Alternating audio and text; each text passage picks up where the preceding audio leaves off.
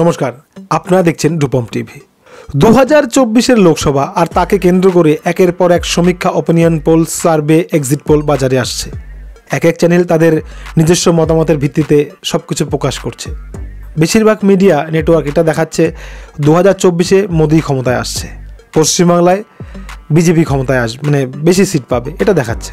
তো এইরকম এক পরিস্থিতির মধ্যে দিয়ে বিভিন্নজন বিভিন্নভাবে সমীক্ষা করে। প্রশান্ত কিশোর সমীক্ষা দিয়েছে, এবার কুণাল ঘোষ সমীক্ষা দিল। দেখুন, কুণাল ঘোষ কয়েকদিন আগেই তৃণমূলটা ছাড়া ছাড়া ভাব হয়েছিল, আবার তিনি ঢুকেছেন তৃণমূলে, মানে তৃণমূলেই আছেন। তিনি এবার সমীক্ষা দিচ্ছেন। তার এবার সমীক্ষা দেখুন। কুণাল ঘোষ বলছে গোটা ভারতবর্ষে বিজেপি এবার 200 থেকে 250-এর বেশি সিট পাবে না, মানে 200 পার করবে, মানে ক্ষমতায় আসছে না, জোট সরকার ক্ষমতায় আসছে, এটা বলছে কুণাল ঘোষ। আরও মজার কথা আছে, তিনি বলছেন পশ্চিমবাংলায় এবার তৃণমূল কংগ্রেস 30 থেকে 35টি আসন পাবে, তারপর বিজেপি 7-8টা পাবে, কুণাল ঘোষের কথা মতো।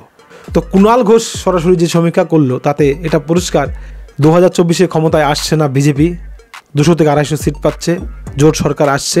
পশ্চিমবাংলায় মমতা এবার 30 থেকে 35টি আসন পাবে।